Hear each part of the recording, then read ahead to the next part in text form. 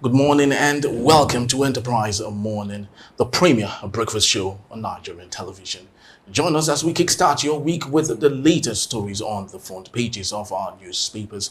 And while you sit back and relax, get ready to start your morning informed and inspired.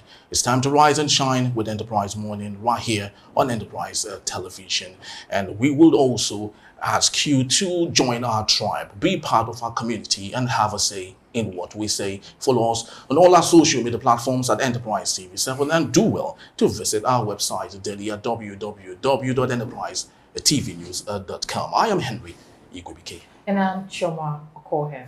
All right, so without much ado, let's get into the newspaper headlines. But of course, we have our guests in the studio. So with us, Barrister Vance Ufeli, Barrister Law and the Public Affairs Commentator, and Cyril Abaku, journalist and Public Affairs Commentator. Good morning to you, gentlemen. Good morning. And welcome to Enterprise Morning today. Yeah.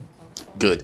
So let's kickstart our newspaper reviews segment, of course, with a very sensitive story making the headlines of the Vanguard newspaper. Police crack down on pro-Palestine protesters, arrest 6 Shiites in Abuja. We have it authoritatively coming from the newspaper that operatives of the Federal Capital Territory Police Command have arrested 6 members of the Islamic movement in Nigeria, also known as Shiites, in Abuja during a pro-Palestine demonstration. It further said the protesters, including Ishaq Haruna, Nuhur Atahir, Ali Muhammad, Abba Abdul Karim, Abubakar Hamidu, were detained at the SARS police detention facility in Garki, Abuja. So that's what we have coming from the Vanguard newspaper. And let's maybe get into it before going into all the headline stories coming from the front pages of our newspapers. But Vance Ufeli, I do not know.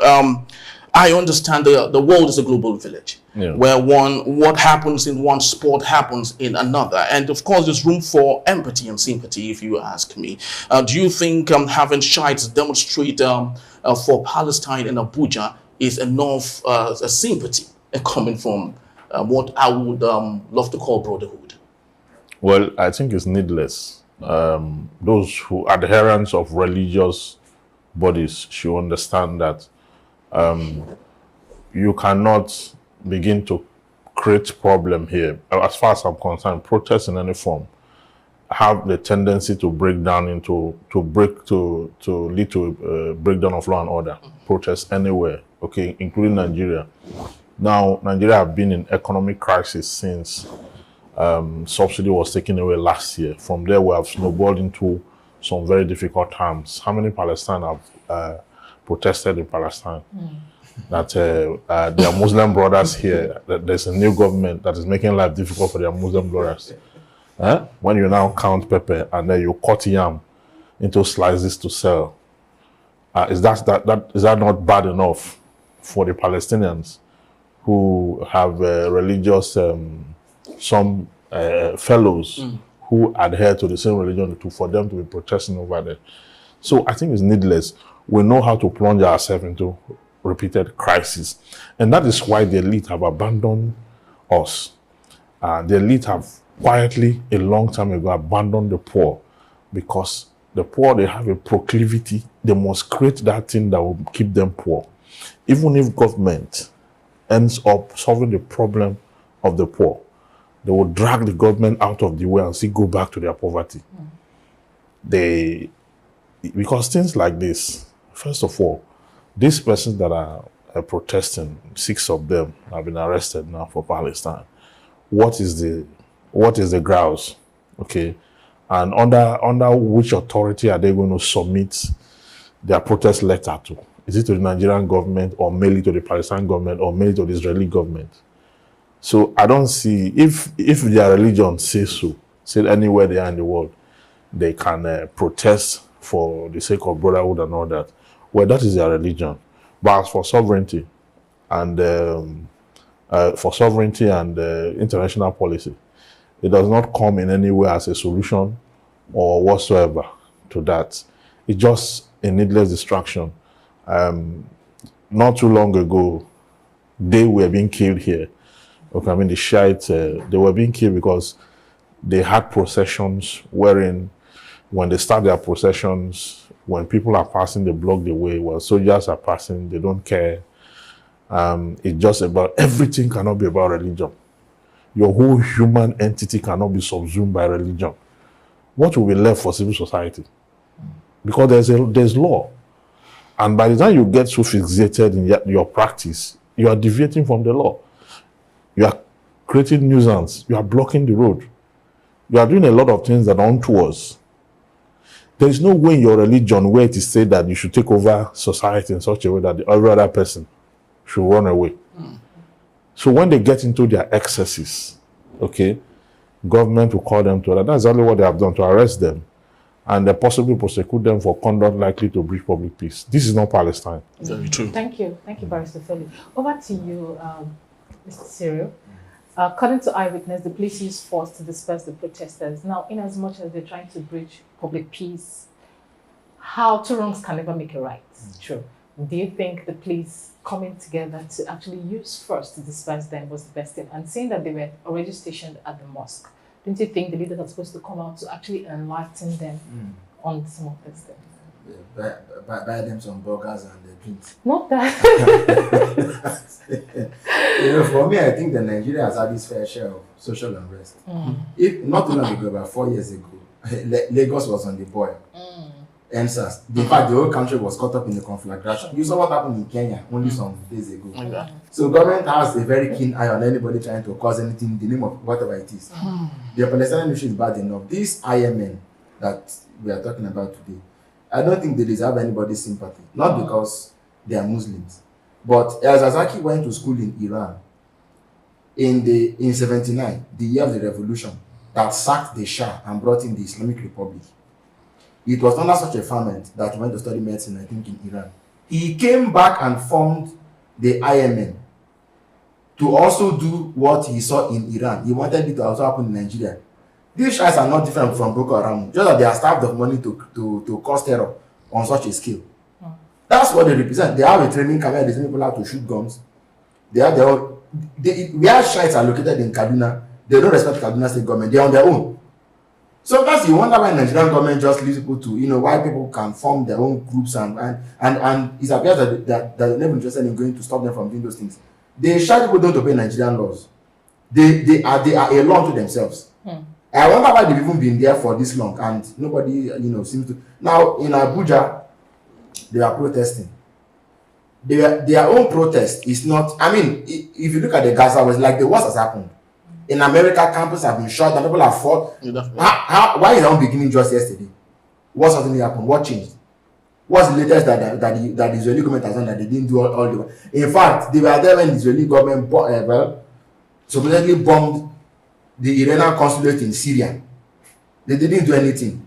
So much that the Iranian government responded by firing missiles and rockets into Israel, 300 of them. It is not that they just woke up overnight all of a sudden. So the question is, why now and why then?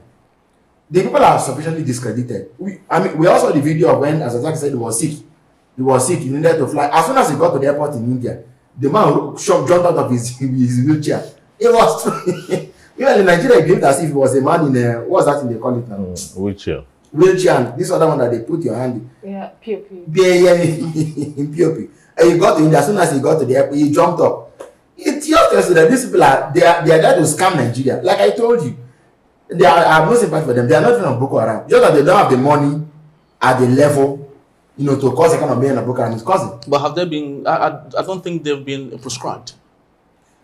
So I'm trying to remember because at the time, there was this strong court case against them. Is it go to court or not? I can't remember the prescribed, but you have to treat them the way Kenya treats the Mombasa Republican Council. They were not prescribed. They were not. The way Nigeria treats IPOP, that's how we're supposed to be treating them. They are outlaws. They don't believe in Nigeria.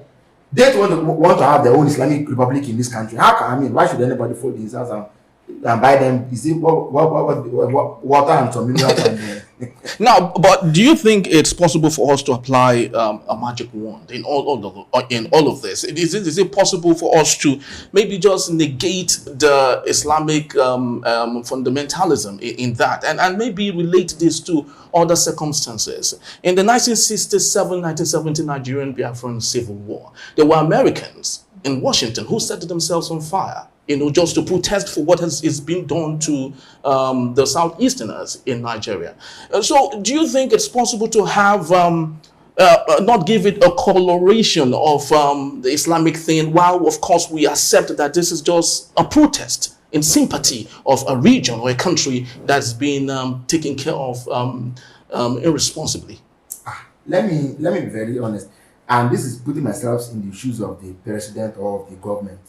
You cannot, when two things are very closely joined, don't make the mistake of providing a solution that separates one from the other. They are who they are. Their identity determines what they are doing. Like I told you, they are not the first people to protest for Palestine in Nigeria. People have protested, but they came in the heat of the, not suddenly now.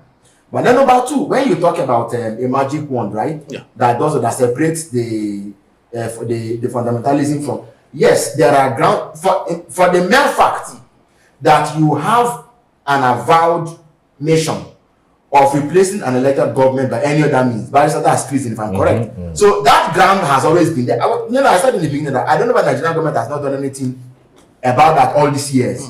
Just leaving them to be there. That is the politics of this whole struggle. Exactly. Because in one hand, the IPOB that you proscribed not too long ago have no perchance for some of this, is it passion they call it?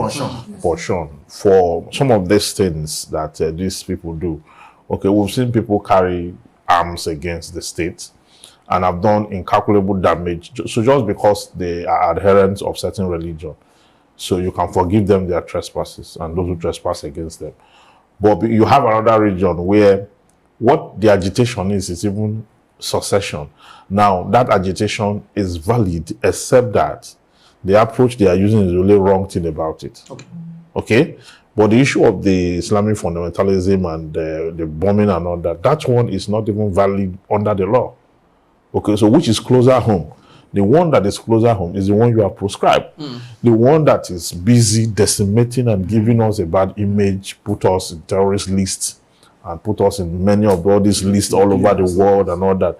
You did not prescribe those ones. Okay? So, any government that politicizes these kind of struggles and this kind of tragedies, they cannot find solution. And that's the reason the Nigerian government cannot even put a hold on what is going on. So it keeps lingering. People keep dying, they keep killing, and that is it. So if we have a government that have established a pattern, it will be difficult for anyone to say we want to protest on behalf of a country in the Middle East in Nigeria. The government would have laid down a precedent, a serious precedent. Okay, nobody will want to do that. Okay, but there's nothing. You can do it and walk home. You understand? In fact, those ones who are doing it can even join is it National Mosque they call it on a Friday. Join our politicians to pray the next day. You understand? So this. All right. Quickly, let's move on to other matters coming from our newspapers, and it's coming from Daily Trust newspaper. And we have the big story here: says Cybercrime Act, despite amendment, clampdown on journalists persist, and 25 reporters taste prosecution since 2015. Okay, moving on, we're still on the Daily Trust newspaper. On the top strip of the Daily Trust newspaper, Governor Rada queries Katsina Emir.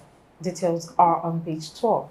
And also, on the top strip of the same newspaper, NESG backs a CBN's stoppage of price verification system on FX. And still on the top strip, I lost 5 members in Gaza attacks. That is coming from a relative. All right, so let's take on the Cybercrime Act by the Vansufeli. You know, we've talked about this dozens of times, and the issue of Cybercrime Act is still a little bit confusing. I think someone needs to really explain to us, so journalists like us and all the media professionals can better understand how they can create awareness without necessarily offending the government. So put us through about the Cybercrime Act. Well, the Cybercrime Act in Section 24 made a holistic attempt to capture what should amount to a crime and an offense under the law. Now, when you use any electronic device or electronic means to disparage, to bully, to create falsehood, fake news, such that people begin to take decision and react to same, or where you use it to defame people, use it in a way that is not appropriate, okay, then you have encroached on that offense, okay, which you have the penalties specified and all that. When you use it to create mayhem, okay, when you use it to distort ideologies, national ideologies, you use it to distort it, and then you create momentous tragedy as a result of false information. So you roll under that Cybercrime Act. Now, because we do a lot of things electronically today, virtually or most of the things we do electronically, now the government and then some persons have decided to take on every act, okay, as an offense, a cybercrime offense. Okay, so now they look at, if you make a publication, under the law, there's what they call fair comment. Okay, now if you don't have full information about a thing, okay, and that particular issue or subject matter have been raised somewhere, you make reference to that, and you make clarity to the fact that this report is not confirmed any other place but this. If this were to be true, okay, so you if this were to be true, this is what the likely consequence. If it's false, okay, so you have to create that communication balance, and you have to deploy the skill in such a way. If you have concrete information about it, you say the federal government said this about this, okay, reported in this, and on the basis of that, people can do analysis on the strength of what has been reported. They can make references to other countries and all, do things and all that, okay? But here, once you use the electronic medium to send information or publish and all that, everybody is calling the cybercrime act. Most of the people who are saying cybercrime have not read it. The police, they don't even understand what is in cybercrime act. They are fixated with survivors, such that the last time they read any book might be maybe 30 years ago when they first started. So we need to, you see, because we have a cybercrime act does not mean people will no longer be journalists, or people will no longer send information, or people will not. That is why the court of law is there. Because you see, what you discuss in public, you see, the public stimulation on communication and issues, what the public call crime, what they call cybercrime, the Cybercrime Act, they get to court and discover that the court is not interested. Really? Yes, because the court is the court that will tell you what the law is, not the public. The public can say all over whatever they want to say. It does not matter. What matters is that the courts will look at the law, whether the act committed, okay, falls into what they call a cybercrime offense. You understand? If it does not, there's no offense. Okay? So just like you have defamation as a civil wrong, before now, when we didn't have cybercrime, whatever, it was defamation.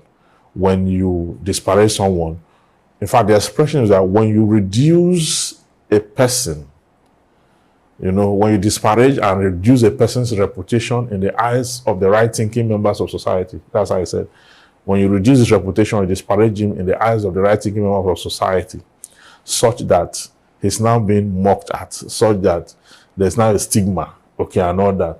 And if you publish it, and once it is published and it's in your phone, it's not defamation yet, until one person has read it, and you can prove so, that somebody has read it and all that. So it becomes an offense, okay? But even in that, we have what we call innuendos, we have sarcasm as exceptions. Okay, exception to the general rule. And then we also have fair comment. We also have issues of where there's no reputation, where the person involved is notorious for the act. He cannot put up a defense, okay? Because where there's no reputation, you don't have reputation in the first place, so nothing has been defamed. That is who you are. You've been tried on this before. you are still doing it. So you cannot bring, there's a lot of issues you have to look at. Okay, thank you. That was really enlightening. Yeah, I wanted to take on a serial. You're a journalist yourself. Well, because of our time. How does it affect? If you have me wait, Yeah. I think that on the social or pragmatic side of things, journalists a lot of times run into troubles. Not so much because they published a truth or a lie, but because we're in a milieu where there's a lot of what in street balance called man no man. You cannot be working as a political consultant for a politician and remain a news editor in a newsroom. It doesn't work that way. It's even unethical. Because what you end up doing is that you help the politician fight his battles.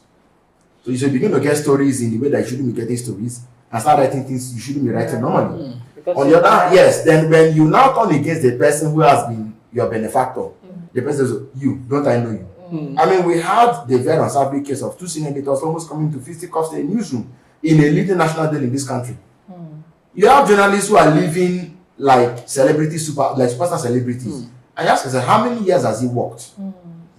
You know, so these are the issues. If you can call that umbilical cord of that man of mine, then it will reduce it. In fact, you see, if you wrote anything and they know that it was true, I grew up knowing that people couldn't really fight the media and win successfully. It wasn't always the case. In fact, it was pointless doing any news pass. As early as 1999, Peter Odili of Rivers State, our governor, brought a case against, was it Peter Odili or the company he contract, brought a case against the Beacon. They were not going to win those cases. It is always difficult to win the media in court, but these days, because of the rapport between the soap and the grass on which it is kept, they've almost become the same. So politicians know that they can get away with certain things. But if they can go back to the point where they wrote the truth as they knew it and stood by the facts, then that propensity for this sort of things to happen. That's talking about when government feels that they can just sue any journalist, arrest him, detain him, kidnap him, and nothing will happen. The bottom line is that section 22 of the Constitution that says the responsibility of the media, the press, to hold government accountable to the people. Now, if what you have published what you have published so far, is it holding government, or has it held government accountable to the people? Once that is established, then the next thing is to look at the truthfulness or otherwise of what has been published. Okay. And from there, you take it on. And if your intention is, if you are a satirist, okay, and your intention is you are using innuendos and sarcasm to pass your message, you are covered. You are not, it's not defamation. Okay, because those, so even in the courtroom, okay, it's going to take you a lot, okay, because first of all, the journalist working on the street has a constitutional power to publish, not falsehood, publish information. In fact, the journalist is the fourth arm of government. In some countries, they treat journalists far better than they would treat some. Because if you don't have journalist society, people will not be able to take informed decisions. And in those societies, they ensure that they are paid well. But here, the ethics of journalism, you go to a press conference, and before you enter the press conference, even as an invitee, the journalist is already taking hot dog and the tea and eating. And then when he finish eating, he does his job and he come and file in one place to collect envelope, brown envelope. So what you are doing, see, you are not supposed to even eat as a journalist in that. I would love to differ. I would honestly love to differ on that, though. But lastly, let's just before we call it a wrap, let's very quickly go to our last daily, the Guardian newspaper, and the big story here is currency commoditization. MT ATMs dot the metropolis as a bank trade cash with POS operators. And still on the front page of the Guardian newspaper, how Buhari government failed to recover $69 billion looted funds that is coming from an Obono Obla alleges. These details are on page 9. And also endless communal conflicts worsen food insecurity, hunger in Cross River State. And moving into page 6, you see Gaza suicide attacks. Details on it. President Tinubu mourns, vows justice as death though rises to 23. All right, Cyril Abaku, we've talked about this before on ATM bank dealings. And right now, I am so happy and excited it's making headline news because, of course, just like I asked you the last time, how can we draw the line between growing employment for people working as POS operators and its economic implication to Nigeria? Because ATMs are supposed to be dispensers of this currency. But on the other way around, we're having everyone dispensing this same thing. How do we draw that line? No, again, you find that the ATMs move slower, actually. They move slower, and I can explain why. In several neighborhoods, maybe because of security reasons, you won't even find an ATM. I mean, I was in Yenagua not many years ago. In the capital city of Yenagua itself, Bayelsa State, we are looking for ATMs to dispense money. Sometimes you go, they say not dispensing cash. But with the POSs, you can rest assured that you know. So if for the sake of penetration and accessibility and availability, the POS are spending and creating jobs, why not let's and then repurpose the ATMs, like I said, to other things like elections and and so on. But I think that government can come into that space if indeed we want to use repurpose the ATMs. Make sure that we have ATMs in many more places. But there are many cities in other banks have not. Banks wouldn't even bother to put ATM here for security reasons or whatever. But the POS are able to. So I mean, if it's going faster, why not? Well, this has a pro and a con. Of course, currency commoditization is an issue. But how do you see this? Well, what we're doing is also ATM. The POS, the ATM is called agency banking. Now, the banks, the policy is to democratize the process so that people don't just get stuck, okay? Because the banks became disenchanted about this thing when government took off the commission. There was time government took off the commission, okay, for a long period before they returned to 35 naira, right? Yes. When you are doing when you are crossing and all that. So the banks really got disenchanted, and the fact that the banks spend a lot in maintaining the ATM machines. Okay, the technicians, many of them have traveled abroad. The people who are in the IT business, there are very few. Yes. And these few ones you have, banks share them. Yeah. I have a friend, I work in 3 banks. Wow. From one of the locations, sometimes from home, he's working in 3 banks at the same time. So you have a shortage of manpower in that area, the ATM maintenance, there's so many things. So now the banks successfully have seen a third party whom they can confidently hand this over to and even sell currency to them. So they in turn will now look at the general public, because in Nigeria, there's no time government want to solve a problem that it looks for solution outside. It will make sure that, because our government is extractive, it's the same society that have been run down that they will go to extract. You understand? To ensure that they extract them. When it's time to give back to society, they will not tell you that they cannot pay labor, that the money labor is calling is too much, and that they are going ahead at all costs to buy private jets. So they begin to confuse themselves and all that. So as long as it creates employment, for me, I think if government can regulate, because some of the POS operators can be very arbitrary.